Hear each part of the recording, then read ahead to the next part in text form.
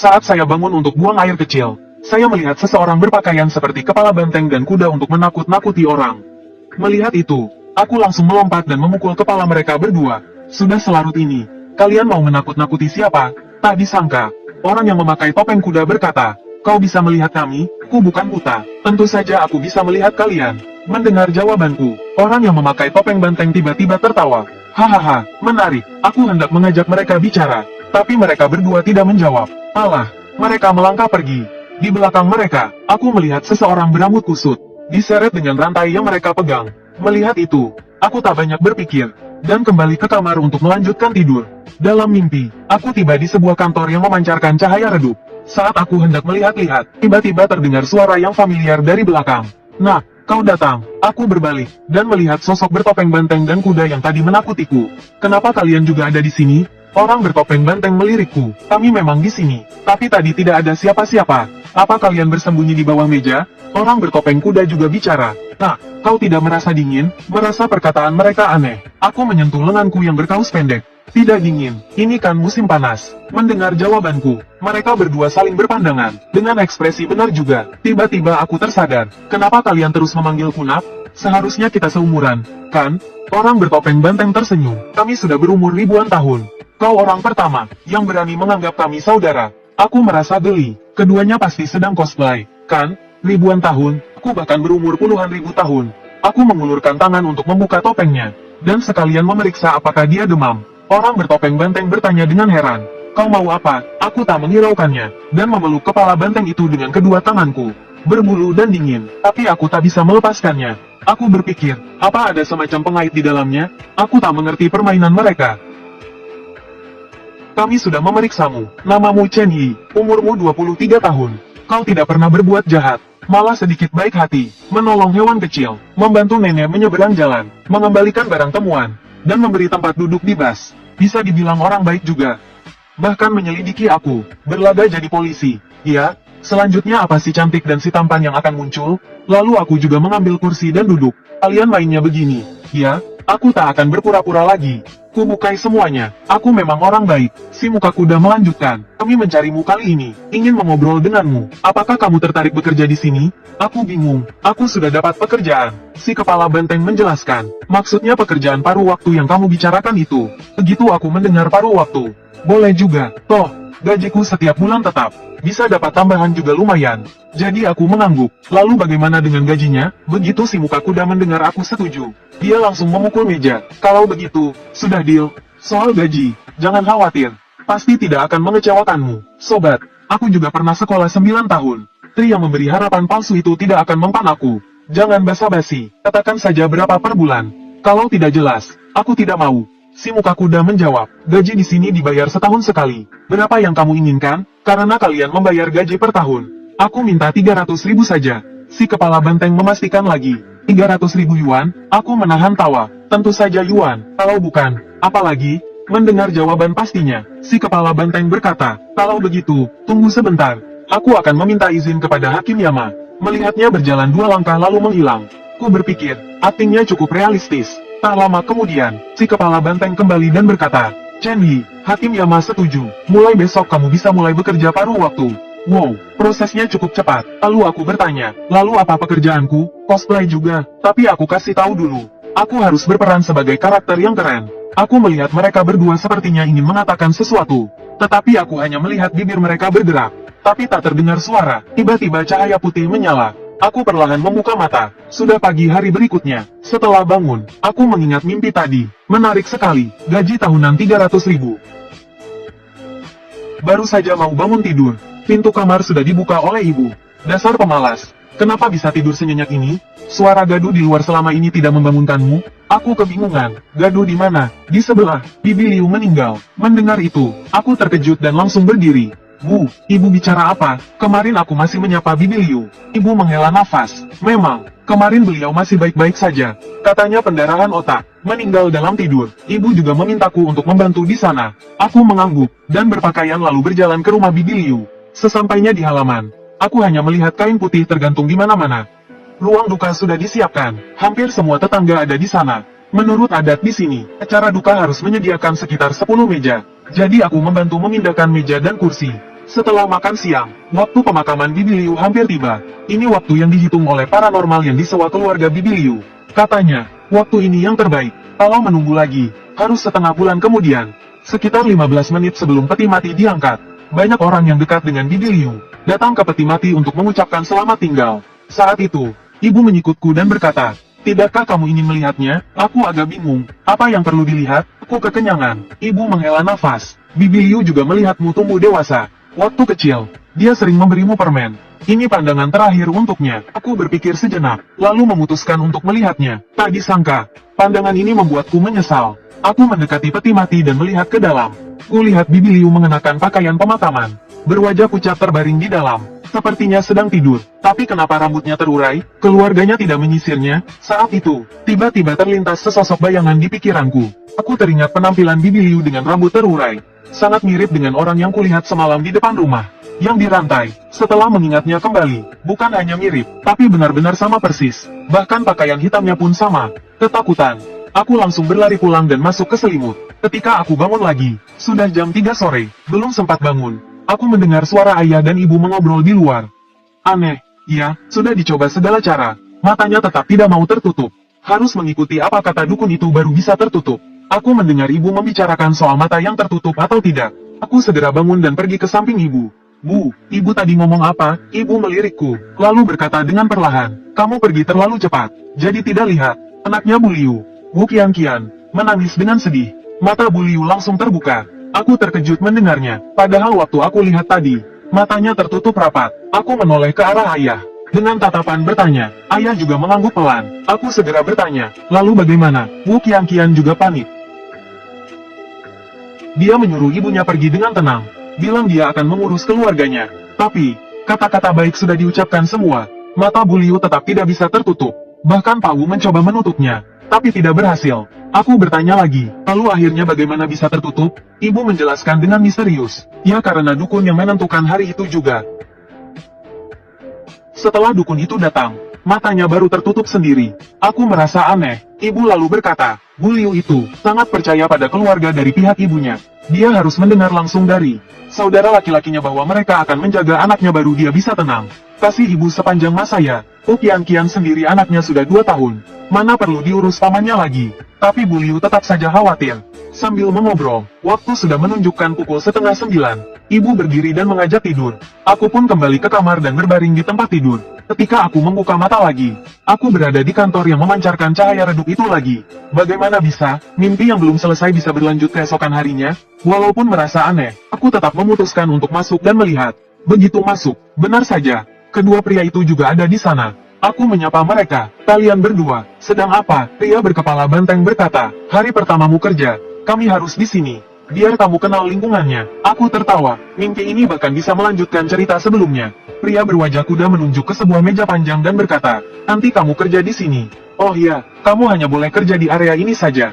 Jangan ke tempat lain, kamu juga tidak bisa ke sana." Aku mengangguk dengan antusias. Coba kulihat apa pekerjaannya. Pria berkepala banteng melambaikan tangannya.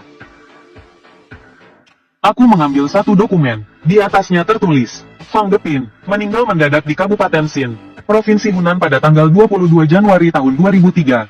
Jiwanya menolak untuk bereinkarnasi. Aku merasa aneh setelah melihatnya. Apa urusnya denganku kalau dia tidak mau bereinkarnasi? Si muka kuda menjelaskan, tugasmu adalah membuat dendam mereka menghilang, dan mereka bisa bereinkarnasi, karena orang yang memiliki obsesi yang mendalam akan tetap tinggal di dunia, dan mengganggu kehidupan orang biasa. Mendengar mereka bicara tentang jiwa dan reinkarnasi, mereka terdengar seperti profesional, bahkan ceritanya terdengar meyakinkan. Aku teringat kematian Bibi Liu, dan bercanda, "Kalian ini sangat profesional, Bibi Liu sebelahku meninggal, kalian harusnya ke sana." Kedua bersaudara itu saling memandang dan berkata, "Kami sudah ke sana." Kau bahkan menyapa kami saat itu. Aku merasa lucu mendengarnya. "Kesana apanya? Aku ada di sana. Kenapa aku tidak melihat kalian?" Saat itu, kejadian tadi malam terlintas di pikiranku. Mereka memegang rantai besi, dengan seseorang berambut kusut terikat di tengahnya. Sesuatu yang terlewatkan di pikiranku. Tiba-tiba terhubung semuanya. Aku berdiri dengan kaget. Suaraku sedikit gemetar. "Kalian berdua, kalian yakin tidak bercanda denganku?" Si kepala banteng bertanya dengan bingung. "Bercanda apa? Bagaimana kami bisa membawa jiwanya pergi kalau kami tidak ke sana? Bukankah kau juga melihat jiwanya?" Tiba-tiba aku merasa pusing. Pandanganku menjadi gelap. Ternyata jiwa yang mereka ikat adalah jiwa Bibi Liu. Aku bertanya dengan tidak percaya. Bolehkah aku tahu nama kalian berdua? Si kepala banteng menggaruk kepalanya dengan malu, dan berkata, aku sudah lupa nama asliku, tapi orang-orang memanggil kami, Kepala Banteng Muka Kuda. Kakak berdua, apakah aku sudah mati? Mewtwo tersenyum dan menjelaskan, kau belum mati, hanya jiwamu yang turun ke neraka. Mendengar jawaban itu, mentalku langsung hancur. Apa bedanya dengan mati? Apakah aku menjadi manusia tumbuhan?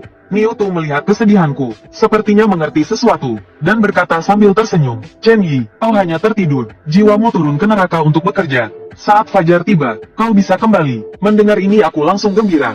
Syukurlah bisa kembali. Setelah mendengarnya, Mewtwo berpikir sejenak, lalu mengeluarkan tali merah dan mengikatnya di tangan kananku sambil berpesan, sepertinya kau belum siap, dan kami juga belum menjelaskannya dengan baik. Begini saja, kau pulang dulu. Jika kau berubah pikiran dan ingin kembali, eluslah tali merah ini 3 kali.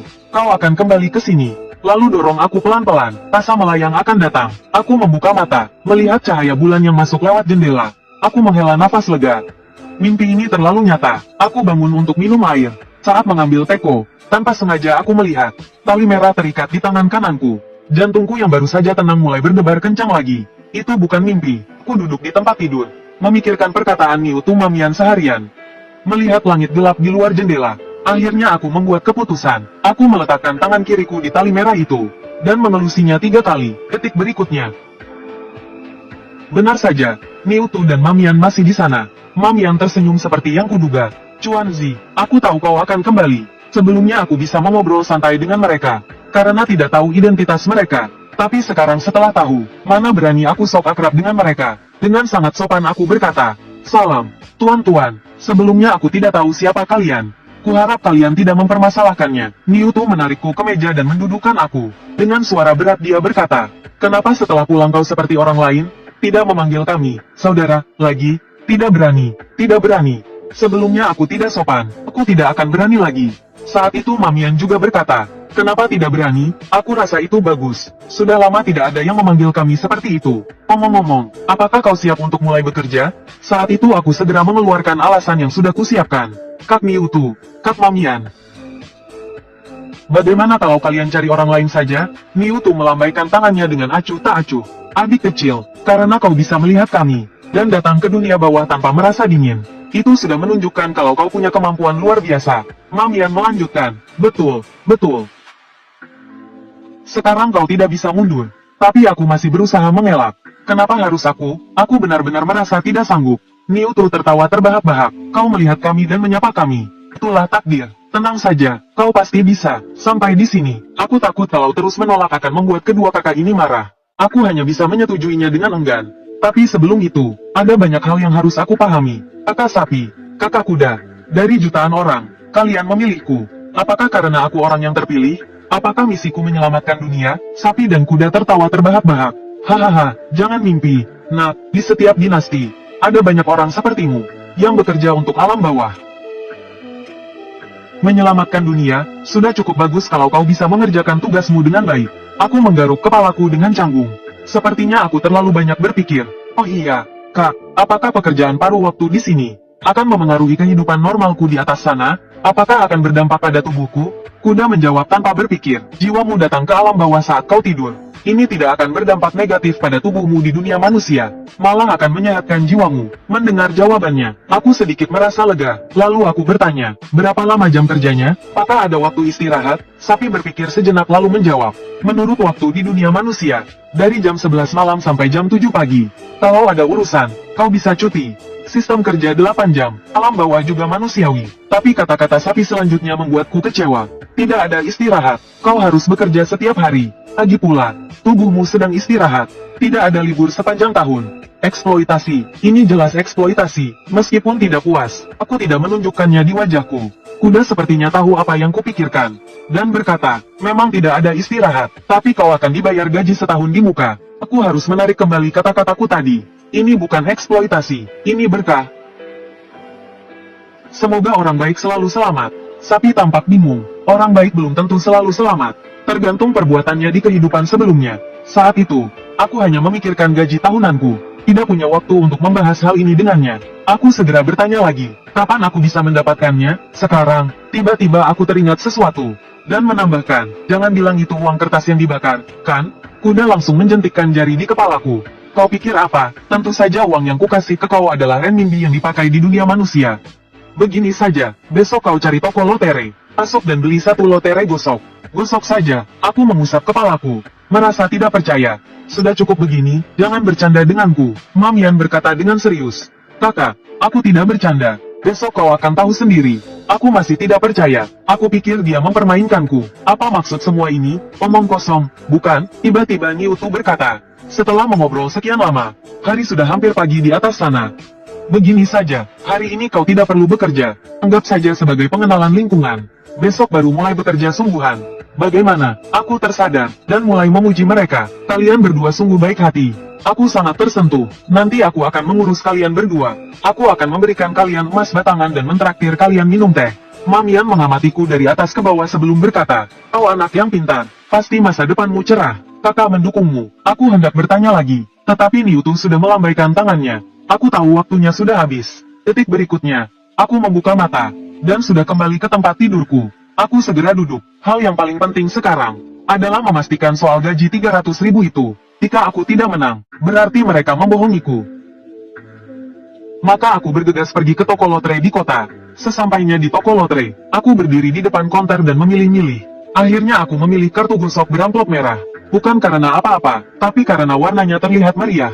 Setelah menanyakan harganya, penjual mengambil kartu gosok yang kupilih. Dengan satu tangannya, setelah membayar, aku membaca aturan mainnya dengan cermat, lalu mengeluarkan koin dari sakuku dan mulai menggosok. Pertama, aku menggosok angka keberuntungan 7. Mulai dari baris pertama, aku menggosok lapisan abu satu persatu. Tidak menang. Baris kedua, juga tidak menang. Baris ketiga, masih tidak menang. Melihat berbagai angka dan jumlah uang yang muncul, sama sekali tidak ada tanda-tanda akan menang. Aku sudah tahu, mana ada hal semudah itu. Aku melihat tali merah di tanganku. Mempermainkanku, ya, nanti aku bakar kau. Sampai baris terakhir, aku sudah hampir menyerah. Tapi karena sudah dibeli, aku hanya bisa menggosok semuanya sekaligus. Namun saat itu, angka keberuntungan 17 tiba-tiba muncul di posisi terakhir. Lalu aku melihat jumlah hadiahnya, 400.000. Aku segera mengucat mataku. Aku benar-benar menang. Kak Miu dan Kak Ma tidak bohong. Kaya. Aku menunjukkan tiket lotre yang kugenggam ke pemilik toko. Lihat, aku menang. Pemilik toko menerima tiket itu dan matanya membelalak. Wow, benar-benar 400.000. Hebat. Bro, keberuntunganmu luar biasa. Aku tersenyum kecil. Memang agak hebat sih. Pemilik toko segera mencairkan hadiahku. Pemilik toko tertawa. Bro, hadiahmu terlalu besar. Kamu harus mencairkannya di pusat lotre kota. Jadi aku segera naik taksi menuju kota. Setengah jam kemudian, aku sampai di pusat lotre kota. Masuk ke dalam, aku disambut dengan ramah oleh petugas. Mereka menanyakan kapan dan hadiah apa yang kumenangkan. Aku menjawab semua pertanyaan mereka dengan jujur. Setelah verifikasi, mereka memberitahuku, meskipun menang 400.000, setelah dipotong pajak, aku akan menerima 320.000. Aku tiba-tiba teringat janji Kak Miu yang awalnya 300.000. Sekarang ada tambahan 20.000. Aku malah untung. Petugas mengatakan uang akan masuk dalam 3 hari kerja. Setelah menyelesaikan semua dokumen, aku pulang. Sesampainya di rumah, sudah jam 12 siang. Ibu sudah menyiapkan makan siang. Beliau bertanya, pergi pagi-pagi buta, baru pulang sekarang? Aku tersenyum kecil. Ada teman di kota yang minta tolong. Saat makan, aku bilang ke mereka, Bu, aku mau beli TV baru untuk rumah. Dan pasang beberapa AC. Sebelum ibu berkomentar, ayah melotot padaku. Baru dapat uang sedikit, sudah mau foya-foya. Ibu tidak menentang, tapi dari tatapannya, beliau setuju dengan ayah. Aku hanya bisa membujuk mereka. Uang dicari untuk dibelanjakan, kan? Benar, kan? Kalian sudah bekerja keras selama bertahun-tahun. Sekarang aku dapat uang. Masa tidak boleh untuk kalian? Apa mau untuk orang lain? Ayah dan ibu terdiam. Sepertinya memang benar. Mereka saling pandang beberapa detik lalu mengangguk. Setuju. Setelah makan, aku kembali ke kamarku. Berbaring di tempat tidur dan berpikir. Karena Kak Miu dan Kak Ma sudah menepati janji. Soal gajiku, aku juga harus melakukan pekerjaan yang kujanjikan dengan baik. Kalau tidak, aku merasa bersalah karena sudah mengecewakan kepercayaan mereka. Waktu berlalu dengan cepat hingga malam tiba. Aku segera berbaring di tempat tidur dan tertidur. Tak lama kemudian, aku sampai di kantor itu. Cahaya redup masih menyelimuti sekeliling. Tapi bedanya, kali ini Kak Sapi dan Kak Kuda tidak ada. Mungkin mereka sedang sibuk. Aku langsung duduk di meja kerja, dan bersiap untuk mulai bekerja. Meja lebar itu masih rapi, dengan belasan dokumen tebal tertata di atasnya. Salah satu map terbuka, yaitu yang kubuka sembarangan terakhir kali. Kalau begitu, mulai dari yang ini saja. Berdasarkan catatan di sini, Fang Depin, laki-laki, meninggal mendadak pada tanggal 22 bulan 3 tahun 2003 di Kabupaten Sin, Provinsi Siang. Arwahnya menolak untuk bereinkarnasi. Ada tulisan kecil di bawahnya. Dia dibunuh. Kematian yang tidak wajar. Dendamnya sangat besar. Setelah membaca datanya, aku mulai berpikir, tahun 2003, sudah lebih dari 10 tahun yang lalu. Sudah begitu lama dia belum bereinkarnasi. Dendamnya pasti sangat besar. Tapi bagaimana caranya menghilangkan dendamnya dan membuatnya bereinkarnasi? Jariku mengusap pelan dokumen itu, tepat di atas nama Fang Depin. Tiba-tiba pemandangan di depanku berubah. Sekelilingku gelap gulita, hanya diterangi beberapa lampu jalan yang redup. Aku mengamati sekeliling dengan bantuan cahaya lampu. Beberapa gedung rendah, lalu aku melihat ke bawah. Lintasan lari yang familiar, ini di lapangan sekolah. Tapi kenapa aku dibawa ke sini untuk mencari tahu? Aku berjalan menyusuri lapangan, berharap bertemu seseorang. Kalau bertemu satpam atau siapapun, aku bisa bertanya di mana ini. Tapi belum lama berjalan, aku melihat seseorang duduk di sudut lapangan. Aku segera menghampirinya. Mas, permisi, ini di mana ya? Orang itu menunduk dan tidak menghiraukanku. Aku ingin sekali tahu di mana aku berada. Jadi aku memberanikan diri untuk bertanya lagi. Mas, tolong beritahu aku ini di mana. Aku tanya ini saja, lalu pergi. Tidak akan mengganggumu lagi. Mungkin sikapku yang sopan menyentuh hatinya. Akhirnya dia mendongak, tapi pandangan itu membuatku terkejut. Aku langsung mundur beberapa langkah. Pria itu berambut acak-acakan, wajahnya pucat dan tampak sakit. Akhirnya aku sadar, orang di depanku ini mungkin bukan manusia, mengingat aku baru saja membaca catatan tentang Fang Depin. Dan detik berikutnya aku sudah di sini. Kemungkinan besar aku bertemu dengannya. Jujur saja, melihatnya seperti itu, aku cuma ingin langsung kabur. Bukannya aku tidak profesional, tapi Bang Sapi dan Bang Kuda juga tidak.